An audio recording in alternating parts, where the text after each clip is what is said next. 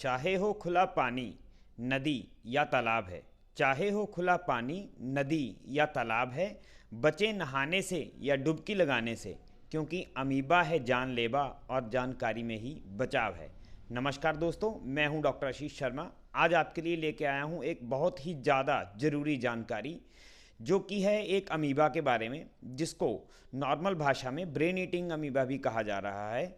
ये अमीबा एक, समझ लीजिए, खतरनाक ऑर्गेनिज्म टाइप है, जो हमारे ब्रेन को नुकसान पहुंचा रहा है और बहुत ज़्यादा खतरनाक होने के कारण 5 दिन के अंदर अंदर लोगों की जान जा रही है। इसके लिए इसका सबसे पहला केस जो है वो कोरिया में पाया गया है। कोरिया का एक आदमी थाईलैंड में कुछ दिन रहने के बाद में जैसे ही वापस गया, जाते ही 3 से लेकर 5 दिन के अंदर अंदर उसकी मृत्यु हो गई। और मृत्यु का कारण जो है ये अमीबा पाया गया, जिसका नाम है नेग्लेरिया फॉलेरी, और इसको नॉर्मल भाषा में ब्रेन ईटिंग अमीबा भी कहा जाता है। इसके लक्षण क्या हैं? पहले लोगों को खांसी जुकाम होता है और नाक बहने लग जाता है, सिर में दर्द होता है, बहुत ज़्यादा बुखार होता है, और तीसरे या चौथे दिन में जो लोग हैं उनको कन्फ्यूज़न, डेलीरियम या कुछ पता नहीं चलना, ऐसा होना शुरू हो जाता है, और गर्दन जो है वो अकड़ जाती है, स्टिफनेस हो जाती है, जिसके कारण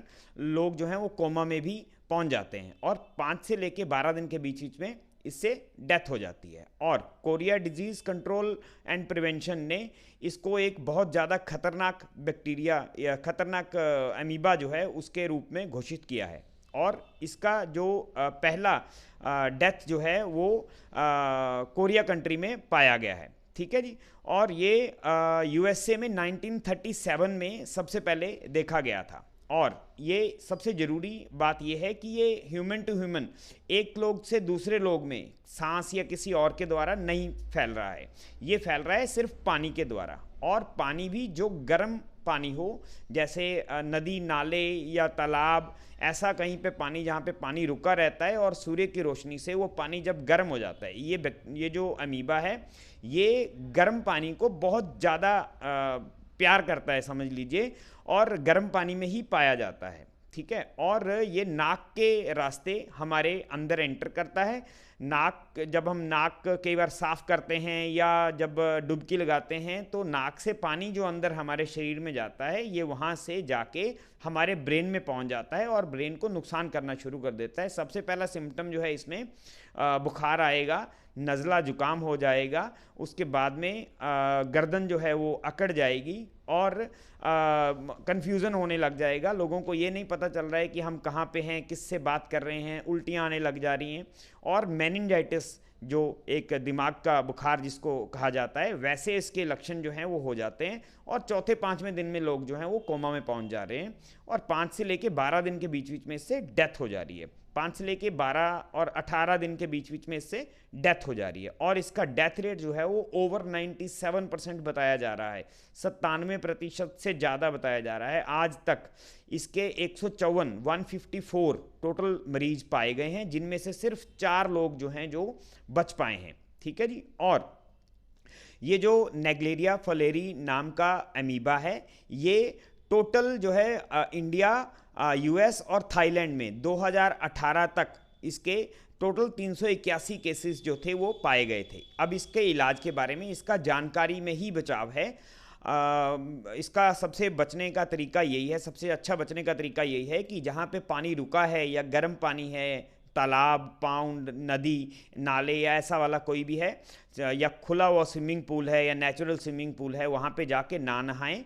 और नाक जो है उसमें, अगर नहाते भी हैं आप या कहीं बाहर टैप वाटर भी यूज़ कर रहे हैं, इंटरनेशनली आप गए हैं और आप टैप का पानी भी, नलके का पानी यूज़ कर रहे हैं, तो उसको नाक में ना लेके जाएं, क्योंकि ये नाक से होके ही दिमाग में घुस रहा है और दिमाग को खा जाता है। इसीलिए इसको ब्रेन ईटिंग अमीबा भी कहा जा रहा है। अब आते हैं इसके इलाज पे। इसका पर्टिकुलर कोई भी आज तक इलाज नहीं पाया गया है, बट जो भी आज तक 4 पेशेंट बचे हैं उनका इलाज जो था एक एम्फोटेरिसिन बी या एंटी फंगल मेडिसिन जो हैं, और डेक्सामिथाजोन और एजिथ्रोमाइसिन, फ्लूकोनाजोल, रिफेम्पिसिन, ये दवाइयों से इसका इलाज किया गया है। और अगर हम देखें आयुर्वेदा की तरफ से इसका इलाज कैसे किया जा सकता है, तो आयुर्वेदा में नस्या जैसे कुछ फंगल डिजीजेज होती हैं, डीएनएस होता है, या कोई नाक की बीमारी होती है जिसमें सेप्टम या किसी चीज़ का कोई इन्फेक्शन हो जाता है, तो उसके लिए हम नस्या यूज़ करते हैं। नस्या कुछ पाउडर के फॉर्म में या एक षडबिंदु तेल आता है, उससे आप नस्या ले सकते हैं। वैसे भी हमें हफ्ते में एक बार नस्या जरूर लेनी चाहिए। तेल को 6-6 बूंदें, षडबिंदु तेल जो है उसकी 6-6 बूंदें दोनों साइड नाक में डालें। और इसका सबसे अच्छा तरीका है हाइपोथर्मिया, ठीक है, थेरेपेटिक हाइपोथर्मिया, मतलब बॉडी को बहुत ज़्यादा लो टेम्परेचर पे ले जाया जाता है, जिससे कि वो जो अमीबा है, क्योंकि उसको गर्म जगह में रहना पसंद है, और जब हम बॉडी को बिल्कुल लो टेम्परेचर पे लेके जाते हैं तो इस अमीबा की डेथ हो जाती है। और आयुर्वेदा में इसका इलाज एक गंडूश जिसको बोलते हैं, वो ऑयल पुलिंग, मुंह में ऑयल गर्म जो है उसको रख के जब हम मुंह में रखते हैं तो वो सारे बैक्टीरियाज और ये अमीबा या जो भी है इनको निकाल के हमारे सलाइवा के रास्ते बाहर निकाल देता है। धूमपान मतलब धुआं लेना, जैसे हम धूप जलाते हैं वैसी कुछ मेडिकेटेड मेडिसिन होती हैं या मेडिकेटेड धूप होते हैं, उनको घर में लगाया जाता है जिससे कि वो धुआं अंदर जाए और जो ऐसा कुछ बैक्टीरिया या वायरस या अमीबा है उसको मारने में बहुत ज़्यादा हेल्प करता है। और इम्यूनिटी बूस्टर्स, ये सारी चीज़ें लें और ध्यान रखें कि ऐसे रुके हुए पानी में कहीं आप ना जाएं, ना नहाएं और लोगों को भी ना जाने दें, क्योंकि चाहे खुला पानी नदी या तालाब है, बचे नहाने से या डुबकी लगाने से, क्योंकि अमीबा है जानलेवा और जानकारी में ही बचाव है। कृपया इस वीडियो को लाइक करें, शेयर करें और चैनल को सब्सक्राइब करें, और अपने सभी सोशल मीडिया अकाउंट्स पे इसको फॉरवर्ड करें। अपने दोस्तों, मित्रों और परिवार को रोज का एक हेल्दी टिप आप एज अ गिफ्ट दे सकते हैं। धन्यवाद।